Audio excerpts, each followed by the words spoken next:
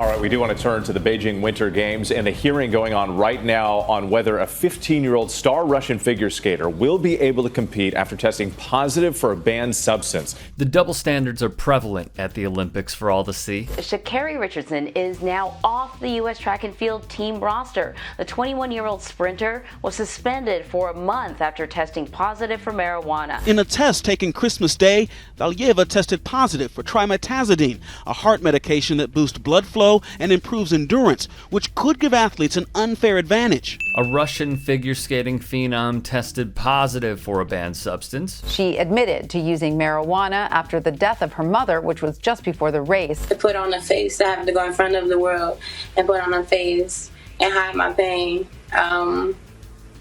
Who are you, or who am I to tell you how to cope? Meanwhile, Sha'Carri Richardson toked up because of the hardships she had to endure at a young age, and she was banned. But one of Russian President Vladimir Putin's star athletes, well, you let Valieva compete in the women's competition where she's expected to win the gold medal.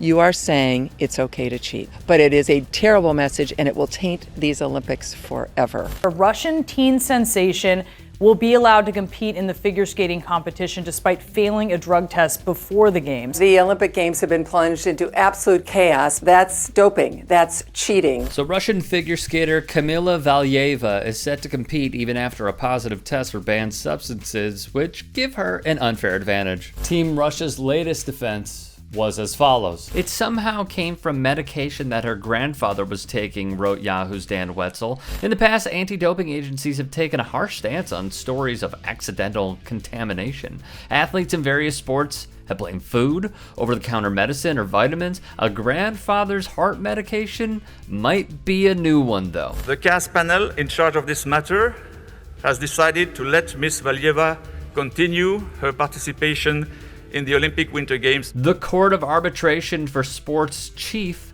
Matthew Reeb, who runs the highest court in sports, threw out the rule book. But the bottom line is Kamila Valieva has won, the Russians have won, and unfortunately, the cause for clean doping is taking a huge hit. After learning of this unprecedented ruling, Sha'Carri Richardson wrote, "Can we get a solid answer on the difference of her situation and mine? My mother died and I can't run and was also favored to place top 3. The only difference I see is I'm a black young lady," which is a beyond fair critique. CAS Chief Reeb added that barring Valieva from competition, quote, would cause her irreparable harm in these circumstances. Well, wait a damn minute. Sha'Carri Richardson, yeah, she's oh my God, this whole damn Olympics now. I'm just thinking about it. My mama died 6 years ago. Has been defined by angry black women who can't follow the rules and then allow all their handlers to wrap them in victimhood. Why didn't these same folks keep that same energy with Sha'Carri Richardson? The Clinical Journal of Sports Medicine, a well-respected / internationally refereed journal published for clinicians with a primary interest in sports medicine practice that publishes original research and reviews covering diagnostics, therapeutics, and rehabilitation in healthy and physically challenged individuals of all ages and levels of sport and exercise participation, concluded in 2018 there is no evidence for cannabis as a PED. Then writing a second time, although cannabis use is more prevalent in some athletes engaged in high-risk sports, there is no direct evidence of performance-enhancing effects in athletes. Meanwhile, the drug Valieva took,